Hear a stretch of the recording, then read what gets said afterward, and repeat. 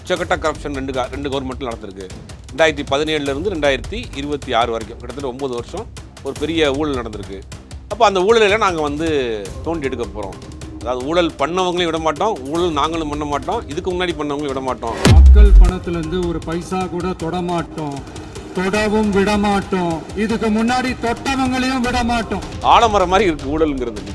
கடந்த 60-70 வருஷமாக ஊழல் வந்து கொடுத்து பழகி மக்கள் வந்து ஒரு கூட்டத்தில் நிற்க வேணாம்ப்பா, ஒரு 10 ரூபாய் கொடுத்து சீக்கிரம் வேலையை முடிச்சிடணும், மக்களும் தயாராக இருக்கிறாங்க. அதிகாரிகளும் சிலர் வந்து வாங்கி அதை வந்து ஷார்ட்கட்டில் பண்ணுறது. அரசியல்வாதிகளை பொறுத்த வரைக்கும் அந்த கடந்த 9 வருஷத்தில் பெரிய அளவில் ஊழல் நடந்திருக்கு, அதுக்கான ஆதாரம் எங்கள்கிட்ட இருக்குது, பல டிபார்ட்மெண்ட்டில் நடந்திருக்குங்கிறாங்க. அதை வந்து வரக்கூடிய காலங்கள்லாம் தோண்டி எடுத்து எந்தெந்த டிபார்ட்மெண்ட்டில் எவ்வளோ ஊழல் நடந்திருக்கு. சமீபத்தில் பார்த்தீங்கன்னா கிட்டத்தட்ட 2000 கோடி ரூபா ப்ராஜெக்ட் பள்ளிக்கரணை சதுப்பு நிலத்தில் வந்து இடம். பார்ட்டி ஃபண்ட், கட்சி நிதி அப்படின்ற பேரில் அடித்த கொள்ளையெல்லாம் ஒன்றா இப்போ கவர்மெண்ட்டோட கஜானாவுக்குள்ளே கொண்டு சேர்த்துக்கிட்டே இருக்கிறோம். அமைச்சர்களோட பட்டியல் இருக்கு. அமைச்சர்கள் பண்ண ஊழல் வந்து அது வந்து மக்களுக்கு தெரியாது, ஆனால் அரசாங்கத்துக்கு இருக்கிறவங்களுக்கு தெரியும் அப்படின்னு சொல்லியிருந்தாரு. அரசாங்கத்துக்கு தெரியுமா அந்த ஊழல்? எல்லாருமே அதிகாரிகள் தான் கொடுப்பாங்க.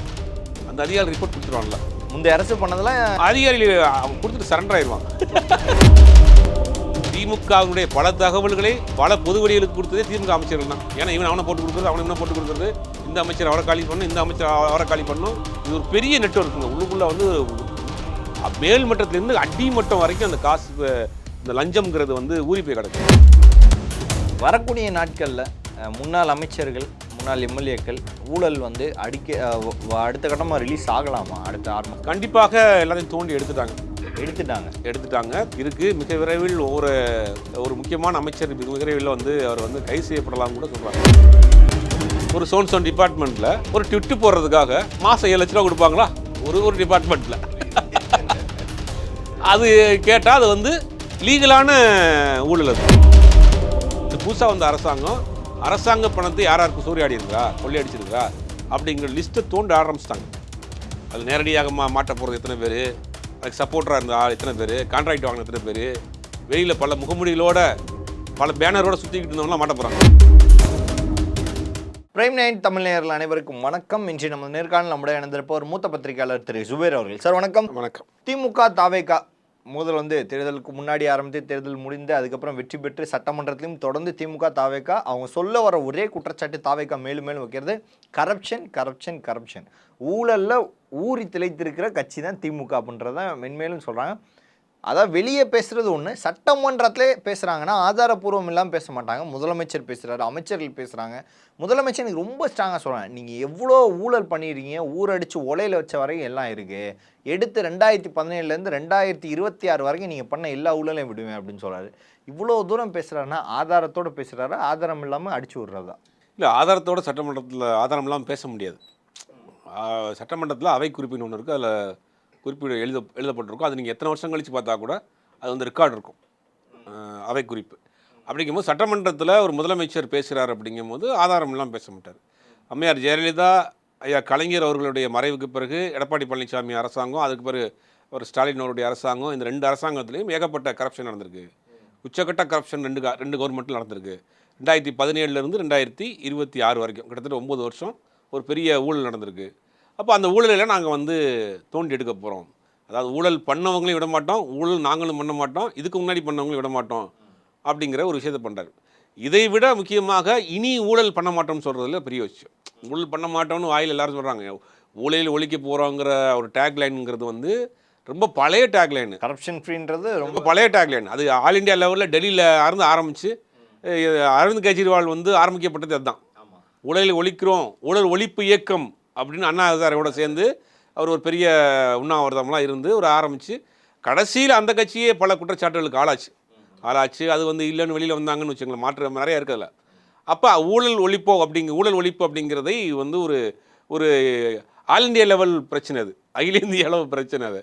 அதை வந்து நீங்கள் அடிமட்டத்திலேருந்து மொத்தமாக வேரோடு பிடிங்கி எறியணுங்கிறதெல்லாம் வந்து ரொம்ப லாங் ஆலமரம் மாதிரி இருக்குது ஊழலுங்கிறது. இன்றைக்கி கடந்த 60-70 வருஷமாக ஊழல் வந்து கொடுத்து பழகி மக்கள் வந்து ஒரு கூட்டத்தில் நிற்க வேணாம்ப்பா, ஒரு 10 ரூபாய் கொடுத்து சீக்கிரம் வேலையை முடிச்சிடணும், மக்களும் தயாராக இருக்கிறாங்க.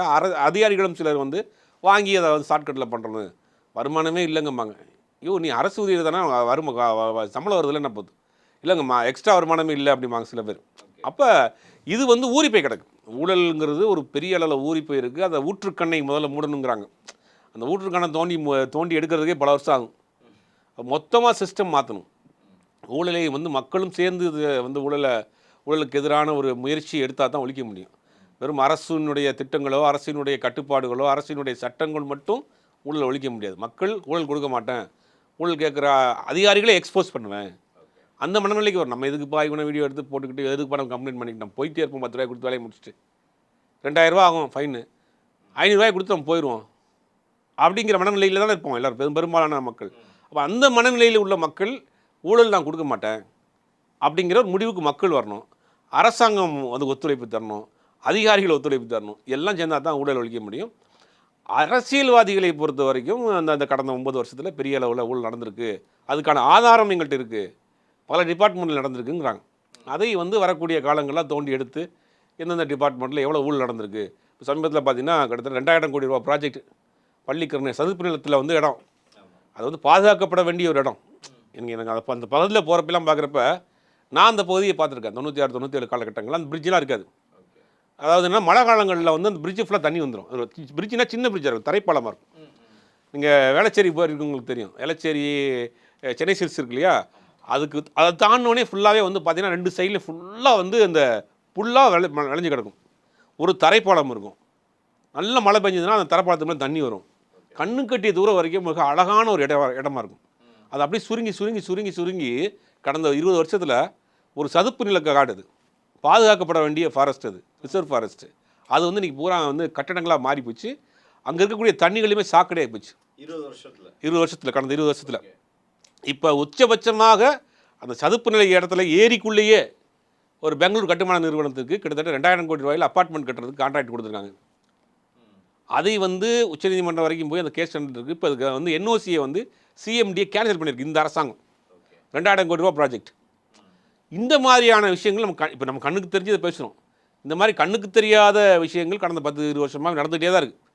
சென்னையில் நம்ம பல இடங்களில் பார்த்தோம், பல ஏரிகளை பார்த்துருக்குறோம். உதாரணத்துக்கு இது ஒன்று சொல்கிறேன்னா, மன்னிவாக்கம் போனீங்கன்னு தெரியும். தாமிரத்தில் மன்னிவாக்கம் போய் இப்படி திரும்புகிற பார்த்தா ஒரு பெரிய ஏரி இருந்துச்சு. நான் சொல்கிறது ஒரு 2000க்கு பிறகு உள்ள ஒரு பெரிய ஏரி. இப்போ பார்த்தா அந்த இடத்துல ஒரு பெரிய அப்பார்ட்மெண்ட் இருக்குது. அப்போ வந்து நீர்நிலைகளை ஆக்கிரமித்து கட்டுறது. ஏன் முட்டுக்காடு போங்களேன், முட்டுக்காடு பழைய படத்தில் பார்த்தீங்கன்னா கண்ணு கட்டி தூரம் கடல் மாதிரி இருக்கும், ஃபுல்லாக கடல் மாதிரி தான் கிட்டத்தட்ட இருக்கும். இன்றைக்கி அதை பார்த்தீங்கன்னா சுருங்கிட்டே வந்துருச்சு. அது பல இடங்களில் சாக்கடையாக இருக்குது.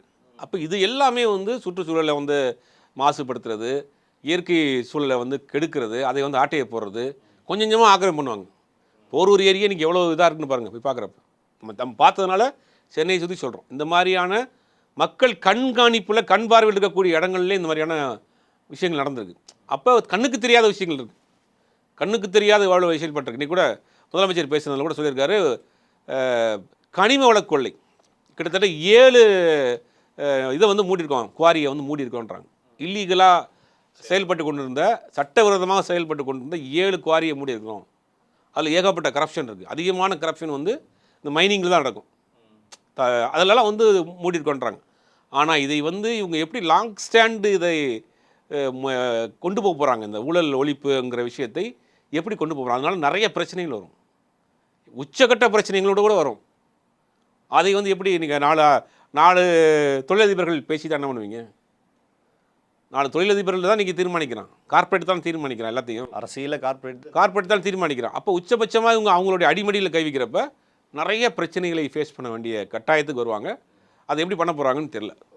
அந்த அமைச்சர்களோட பட்டியல் இருக்குது, அமைச்சர்கள் பண்ண ஊழல் வந்து அது வந்து மக்களுக்கு தெரியாது, ஆனால் அரசாங்கத்தில் இருக்கிறவங்களுக்கு தெரியும் அப்படின்னு சொல்லியிருந்தாரு. அரசாங்கத்துக்கு தெரியுமா அந்த ஊழல்? எல்லாருமே அதிகாரிகள் தான் சொல்லி கொடுப்பாங்க. அந்த அதிகாரி ரிப்போர்ட் கொடுத்துருவான்ல, முந்தைய அரசு பண்ணதெல்லாம் அதிகாரிகள் கொடுத்துட்டு சரண்டர் ஆயிடுவான். எங்களை காப்பாற்றிக்கிற இதெல்லாம் நடந்திருக்குங்க ஐயா, நாங்கள் கொண்டு வந்து கொடுக்கலையா, அவர் கையில் போட சொன்னார் ஐயா, போட்டவங்க யாரும் கொடுத்துட்டு சரண்டர் ஆயிடுவாங்க. அப்போ ஈஸியாக கண்டுபிடிச்சிடலாம். 91, 96 அதிமுக ஆட்சி, அந்தமா ஜெயலலிதா முதல் முறை ஆட்சிக்கு வராங்க. எல்லா அமைச்சர்கள் மீது வழக்கு. அப்போ பார்த்தீங்கன்னா வந்து அப்போ இடிலாம் கிடையாது, அப்போ வந்து லஞ்ச ஒழிப்புத்துறை தான் ரைடு. 96 திமுக ஆட்சிக்கு வந்தப்பறம் அத்தனை அமைச்சர்கள் மீது வழக்கு. தேடி கண்டுபிடிச்சாங்க, டாக்குமெண்ட் எடுத்தாங்க, சொத்துக்கள் எடுத்தாங்க. அந்த மாதிரி வந்து உடனே தெரிஞ்சிடும். உச்சபட்சமாக அந்த மாதிரியே வழக்கெல்லாம் போட்டாங்க. வீட்டில் போய் செருப்பு பார்த்தா 100 ஜோடி செருப்பு இருந்துச்சு, 1000 ஜோடி நகை இருந்துச்சுன்னு சொல்லி ஒரு பெரிய லைவ் கவரேஜ் வேலை பண்ணாங்க. அந்த மாதிரி வந்து ஈஸியாக கண்டுபிடிச்சிடலாம்.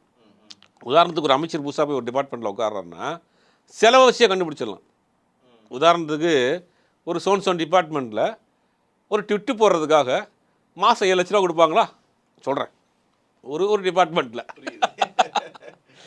அது கேட்டால் அது வந்து லீகலான ஊழல். அது நீங்கள் அரசாங்கத்தினுடைய ஒரு டிபார்ட்மெண்ட்டுங்க சோன் டிபார்ட்மெண்ட்டு. அந்த சோன் டிபார்ட்மெண்ட்டுடைய சோஷியல் மீடியா ஹேண்டிலிங்காக 7 லட்ச ரூபா மாதம் கொடுத்துருக்கதாக சொல்கிறாங்க. கவர்மெண்ட் ரிப்போர்ட்டில் இருக்குன்னு சொல்கிறாங்க. அதை தேடி எடுத்துருக்குறாங்க. இப்போ அவங்கள தூக்குவாங்க. 7 லட்ச ரூபா எப்படி கொடுத்தியா? ஒரு ட்விட்டு போடுறதுக்காக மாதம் 7 லட்ச ரூபா கொடுத்தியா? யார் விட்டு காசு யாருக்கு கொடுக்குற? இன்னொரு டிபார்ட்மெண்ட்டில் ஒரு யூனிட் இருக்குது. அந்த யூனிட் தலைவருக்கு 4 லட்சம் சம்பளமா, மெம்பருக்கு மாதம் 65,000 சம்பளமா. அந்த மெம்பர் லிஸ்ட்டில் எடுத்து பார்த்தப்ப நீங்களாம் மெம்பரா அப்படின்னு சைலண்ட்டாக அவன் வேலை பார்க்குறது அவனுக்கே தெரியாமல் சம்பளம் வாங்கியிருக்கிறான். இதெல்லாம் தோண்டி எடுத்துக்கிட்டு இருக்காங்க. அப்போ இந்த புதுசாக வந்த அரசாங்க பணத்தை யாருக்கு சூறையாடி இருக்கிறா, கொள்ளையடிச்சிருக்கிறா அப்படிங்கிற லிஸ்ட்டை தோண்ட ஆரம்பிச்சிட்டாங்க. அது நேரடியாக மாட்ட போகிறது எத்தனை பேர், அதுக்கு சப்போர்ட்டராக இருந்த ஆள் எத்தனை பேர், கான்ட்ராக்ட் வாங்கின எத்தனை பேர், வெளியில் பல முகமூடிகளோட பல பேனரோட சுற்றிக்கிட்டு இருந்தவங்களாம் மாட்ட போகிறாங்க. மல்டி லெவல் கார் பார்க்கிங்கோட ரமேஷ் அவர்கள் கேட்டிருந்தாங்க.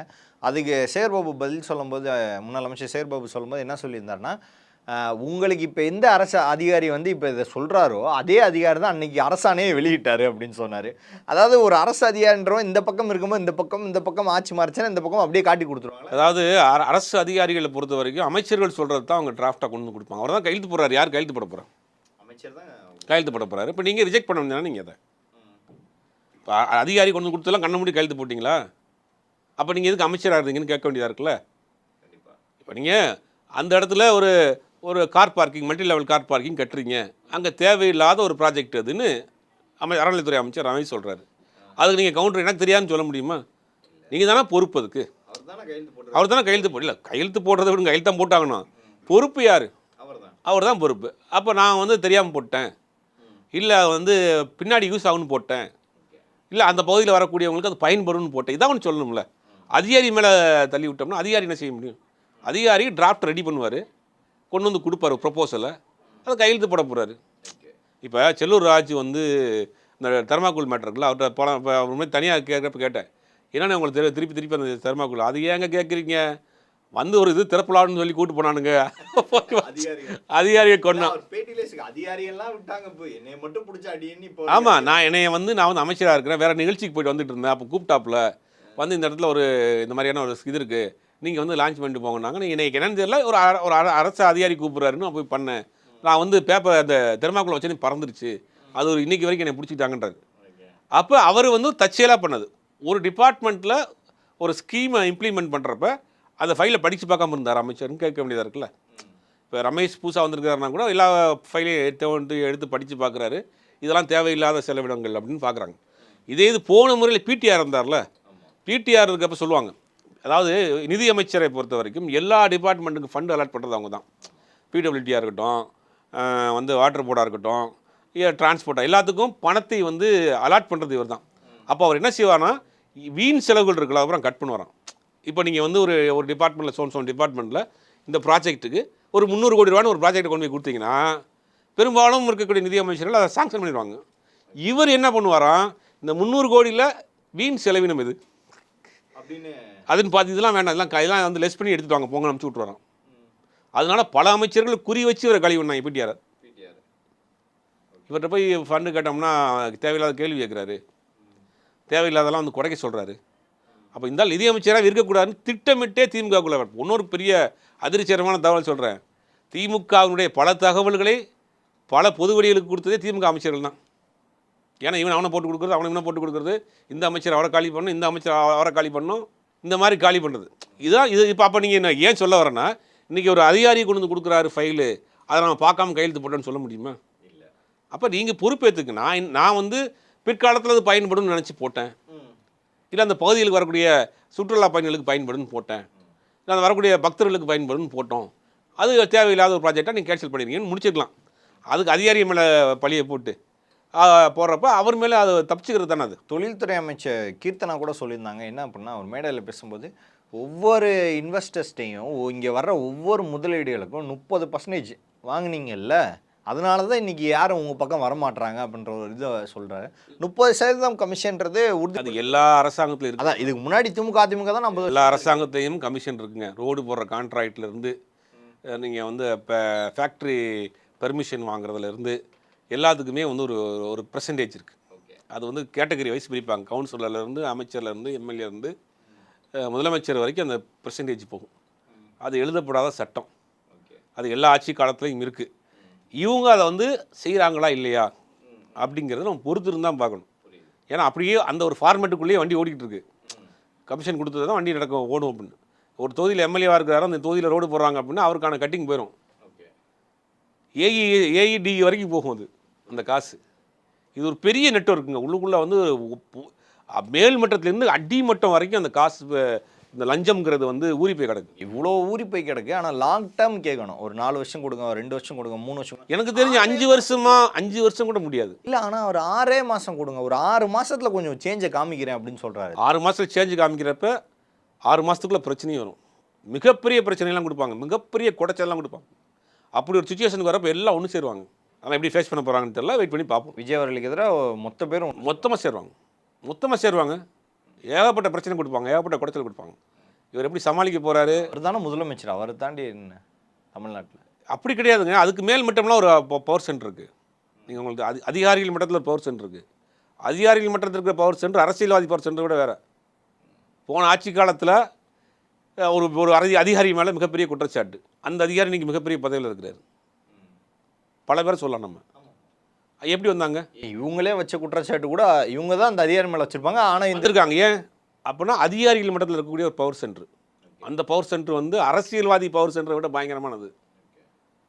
அதெல்லாம் வந்து எப்படி இவங்க ஃபேஸ் பண்ண போகிறாங்க, எப்படி சமாளிக்க போகிறாங்க அப்படிங்கிறத பொறுத்து இருந்து தான் பார்க்கணும். வரக்கூடிய நாட்களில் முன்னாள் அமைச்சர்கள், முன்னாள் எம்எல்ஏக்கள் ஊழல் வந்து அடுத்த கட்டமாக ரிலீஸ் ஆகலாமா? அடுத்த 6 மாதம் கண்டிப்பாக எல்லாத்தையும் தோண்டி எடுத்துட்டாங்க.